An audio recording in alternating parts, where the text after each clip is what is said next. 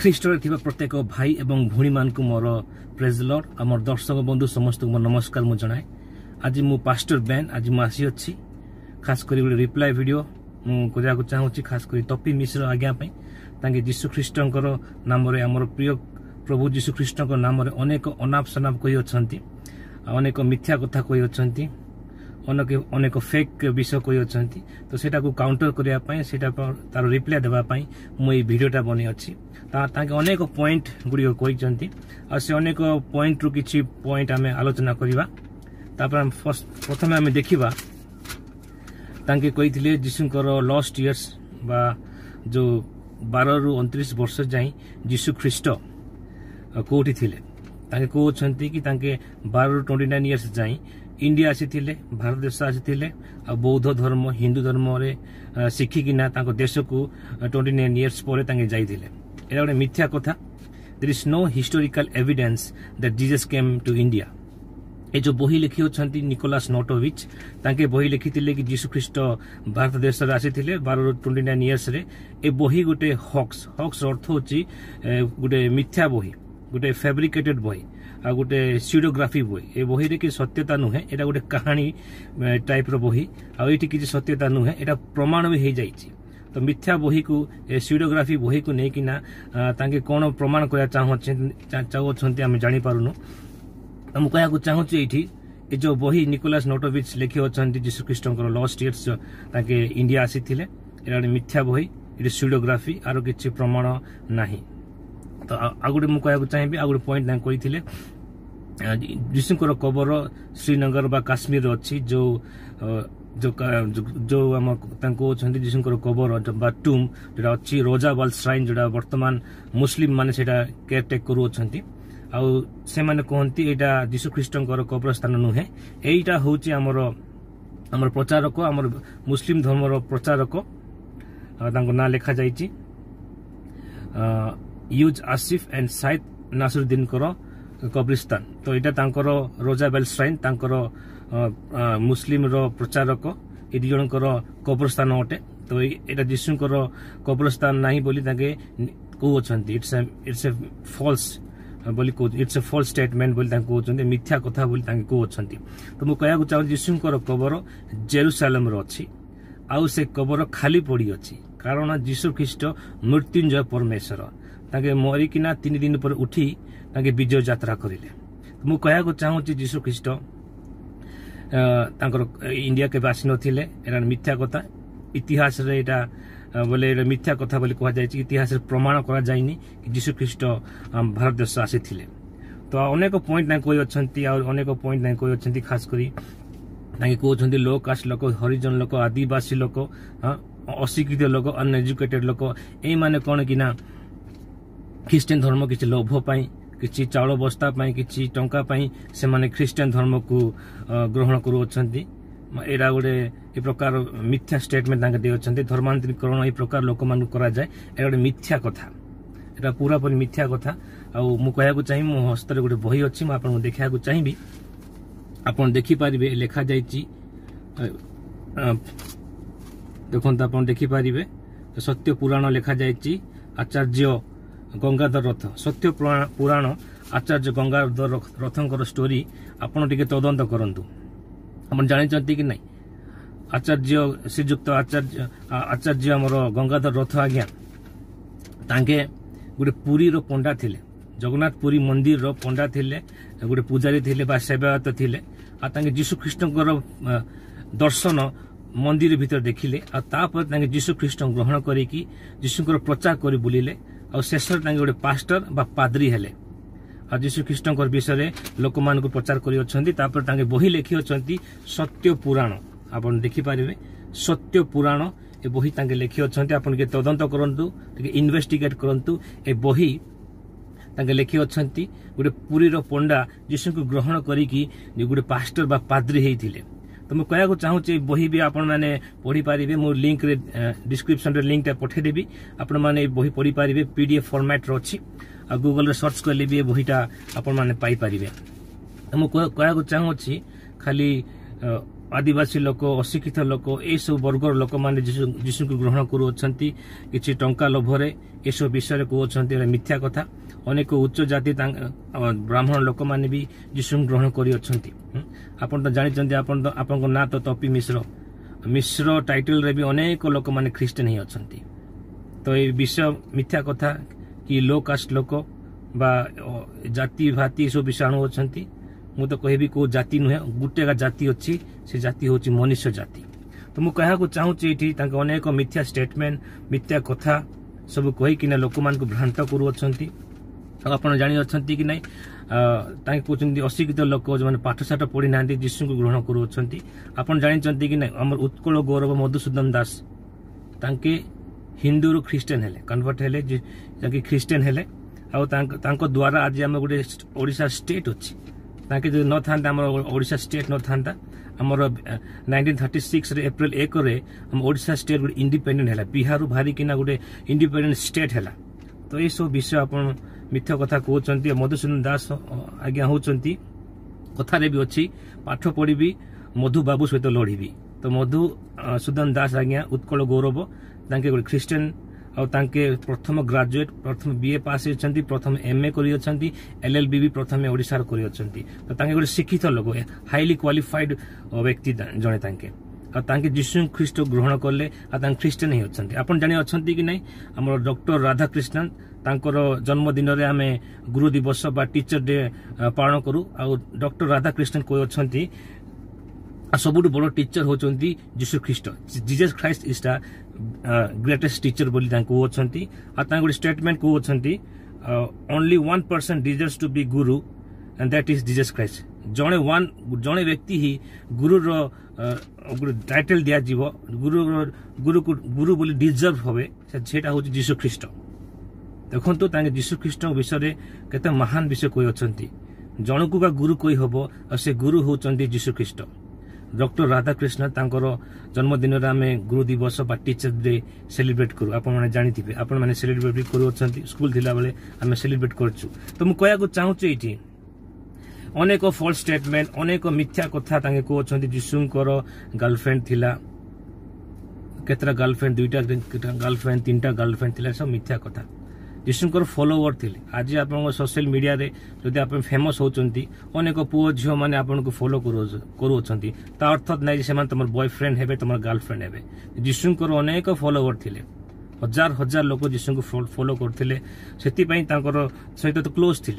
तो ये सब विषय जीशु ख्रीस्ट गर्लफ्रेंड थिला ये सब बेकार विषय अनाप शनाप कथा मिथ्या कथा कहवाटा ठीक नुहे तो मुझे कहना चाहूँगी जीशुंकर अनेक लेडीज डिसाइपल बा फॉलोवर थिले आउ जीशुंकर कौन गर्लफ्रेंड नथिले फास्ट बाइबल पढ़ंतु तापर जानी पारिबे तापर अनेक कथा आपण कहले खास करी कहले बाइबल रो अनेक ट्रांसलेशन अच्छी एनएलटी एनआईवी अनेक ट्रांसलेशन आपण कहले आ सब बाइबल अलग अलग लिखा जाइए कौन सी बाइबल सत्यता लिखा जाए अनेक विषय अलग अलग लिखा जाइए आप कहले मो पाखे अनेक बाइबल अच्छी मुझे देखा चाहिए मो पाखे देखो होली बाइबल अच्छी एटा होची एनआईवी स्टडी बाइबल तापर मो पाखे एनएलटी बाइबल अच्छी एनएलटी बाइबल ये सब बाइबल मु पढ़ुची मो पाखे अच्छी मेसेज बाइबल मो पाखे आउरी गोटे बाइबल अच्छी देखो अनेक स्टडी बाइबल रखी मो पाखे आउरी बाइबल जाक अच्छी देखो मो पाखे आउरी एनआईवी रो अनेक बाइबल अच्छी मो पाखे केजेवी बाइबल अच्छी अनेक ट्रांसलेशन मु रखी अच्छी देखो मो अनेक बाइबल मु रखी अच्छी आ मो पाखे आउरी बाइबल गुड अच्छी पॉकेट बाइबल एटा मु पॉकेट रखिकी फ्री टाइम रे पढ़ी थाए ये छोट बाइबल रखी अच्छी तो मुझे कहना चाहूँगी जब मुझे सब बाइबल पढ़ी सब बाइबल समान लिखा जाए कौन सी विषय अलग लिखा जाए सेम लिखा जाए खाली गोटे डिफरेन्स मुझे कहना चाहिए से भाषार प्रयोग तर्जमा आम देखु आम जो देखा केजेवी बाइबल ओल्ड इंग्लिश लिखा जाए जोटा ओल्ड इंग्लिश रे आगरे यू को दाऊ कहते योर को दाई कहते बिलीव को बिलीवेट कहते अनेक इंग्लिश मॉडिफाई भाषाटा मॉडिफाई तो मुझे कहना चाहूँगी ओल्ड जमाना रे इंग्लिश टिके अलग थिला तो से दाऊ लिखाई यू को दाऊ लिखा जाए योर को दाय लिखा जाए बिलीव को बिलीवेट लिखा जाए तो से सब वर्ड वर्तमान जुग वर्तमान कंटेम्पोरारी इंग्लिश रे यूज करा जाए ना वर्तमान इंग्लिश रे से सब वर्ड आम यूज करूनु दाउ को यू दाई को योर ये सब वर्ड आम यूज करूनु बिलीवेट कहते बिलीव कौन विश्वास बिलीव अगर बिलीवेट कहते तो से वर्ड मोडिफाई जो द्वारा आजिकल सर्वसाधारण लोक जो इंग्लिश पढ़ुंट से बुझी पारे भाषा लिखा जाए तो सेटा मोडिफाई होती अनेक विषय बोले आम कह चाहूँ कि बाइबल मोडिफाई है सब सामान अच्छी किसी डिफरेन्स ना बाइबल अनेक बाइबल पढ़ुची सब बाइबल सामान अच्छी तो मुझे कहना चाहूँ इंग्लिश आपन देखो गोटे आपन बुझापी गोटे कथा कहना चाहिए एवं देखो संबलपुरी भाषा रे टमाटो को पातल भटा का पाताली कह जाए लंका को मिर्चा कह जाए जदि संबलपुर लोक जा भुवनेश्वर बा कटक जाइकिना कहबो मते पातल भटा बा मते मिर्चा दियो आपण माने बुझी पारिबेनी कारण आपण से भाषा जानि नाहंती देखंतु तो से प्रकार रो इंग्लिश रे भी अनेक अच्छी अमेरिकन इंग्लिश अच्छी ब्रिटिश इंग्लिश अच्छी इंडियन इंग्लिश अच्छी ऑस्ट्रेलियन इंग्लिश अच्छी तो से इंग्लिश लोक मान को बुझिया पे ए सब ट्रांसलेशन हेछि ब्रिटिश लोक पे ब्रिटिश भाव लिखा जाइछि अमेरिकन लोक में अमेरिकन भाव लिखा जाइछि जो द्वारा से माने बुझी पारिबे किछि मॉडिफाई हेनी किछि चेंज हे नै मात्र से जो वर्ड से माने यूज करू अछंती से रीडर जे पढिबो जनरल ऑडियंस जो माने पढिबे जो रीडर पढिबे से माने बुझी पारिबे सेति पई ट्रांसलेशन करा जाइछि आ किछि तफात नै किछि डिफरेंस नै मु सब बाइबल पढुची आ सब सेम लिखा जाइछि तो आपण कहि पारिबे नै कि सब बाइबल अलगा अछि मु सब बाइबल पढुची आ मु देखुची पढला पर जानु जे सब रे सेम लिखा जाइछि तो एई सब विषय आपण भंड जीशु को भंड जीशु को विषय अनेक मिथ्या कथा आपण कहते जीशु को 3टा कंटारे बा 3टा पीढ़ी करे हत्या करी गले मरी गले एटा की प्रभु आपण कहते आपण बाइबल पढ़ी नांती जीशु क्रूसर हत हेले आम पाप पई जगतर मानवर पाप पई उद्धार पई क्रूसर हत हेले आ 3 दिन परे मृत्युंजय हेले मृत्यु को जय करिले आप जानी अछंती समस्त मानव जाति पई क्रूसर हत हेले हमर पाप पई हमर उद्धार पई समस्त लोक इंक्लूडिंग टॉपी मिश्र मु कहना चाहूँ ये जीशु मरिले आम पाप पाई आम देखु 3 दिन पर उठिले आ 40 दिन तांकर शिष्य मान सहित कथबार्ता हेले 500 रु अधिक शिष्य सहित जोगाजोग है सहित कथबार्ता हेले सहित खाइले 40 दिन पर स्वर्ग आहरण बा स्वर्ग को जाई अछंती तो मु कहना चाहूँ ये सब विषय कि जीशु मृत्युंजीवी परमेश्वर मृत्यु को जय कले तांके आम उद्धारकर्ता त्राणकर्ता रक्षाकर्ता आम विश्वास करूछु मानव आम देखुचु ख्रीस्टियन धर्म में जगत नंबर 1 रिलीजन भी अच्छी तो मु कहना चाहूँ ये सब विषय जीशु को भ्रांत शिक्षा जीशु देउछंती बा सारथी बाबा सहित जीशु को कंपेयर करूछंती ए सब मिथ्या कथा कहंतु नै बाइबल फास्ट पढ़ंतु बाइबल पढ़िले आपण जानि पारिबे अनेक विषय जीशु को विषय लिखा जाइछि तापर अनेक विषय आपण कहि जाउछंती और पॉइंट पढ़िया को चाहिए आपण कहले जीशु को बापा किए आपण जानि अछंती कि नै जीशु जन्म हवा पूर्व 700 वर्ष पूर्व गोटे भविष्यवाणी करा जायछि जोटा कि बाइबल लिखा जायछि जिसाया 7:14 रे गोटे कुंवारी कन्या गर्भवती हो देखंतु गोटे कुंवारी कन्या गर्भवती हवार इम्पॉसिबल मात्र से जीशु को विषय लिखा जायथिला आ तांकर कुंवारी कन्या होचंती तांको मां मरियम आ गैब्रिएल दूत तांको दर्शन देई किना कहिले तमरो गर्भ रे गोटे पवित्र आत्मा द्वारा गोटे पुत्र को तमे प्रसव करिवो आम जानिचु माता मरियम तांकर जीशुकर माता मां मरियम तांकर एंगेजमेंट हेतला जोसेफ को सहित तांकर सहित किछि भी शारीरिक संपर्क नथिला आउ ता आगुरु आम देखुचु तांके जब खाली एंगेजमेंट हेतिला पवित्र आत्मा द्वारा तांके जीशु जन्म हेले जीशु अवतार नहीं कि मनुष्य रूप रे धरा पृष्ठारे ए जगत को तांगे आसिले यह नुहे जे जीशु 2025 वर्ष तले थिले नुहे यह नुहे खाली तांके सृष्टिकर्ता तांके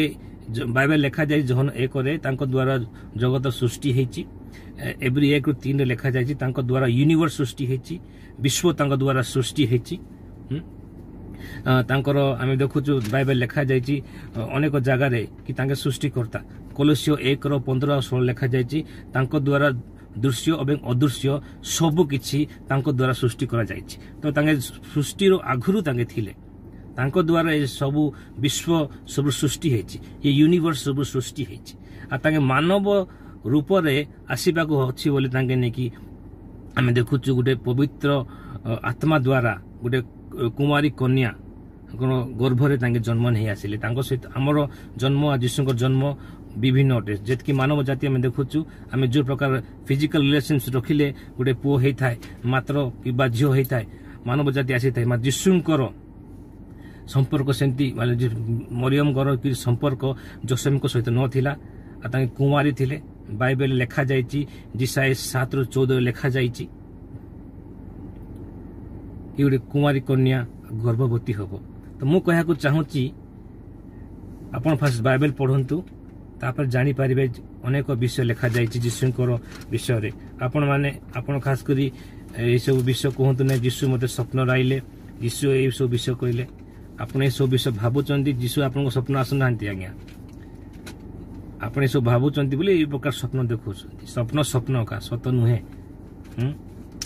अनेक विषय आपण कहउचंती फास्ट बाइबल पढंतु बाइबल कोन लेखा जे सिखंतु आपण को आगो एग्जांपल देबा को चाहिबी आपण तो जिम करंदी ना कहया को चाहिबी वर्कआउट आपण करंती जदि गुटे पतला पिला गुटे स्किनी पिला गुटे पतला केबे पिला केबे जिम जाय नथिबो केबे एक्सरसाइज करि नथिबो केबे जिम रो ट्रेनिंग नै नथिबो आ से पिला जदि आपण को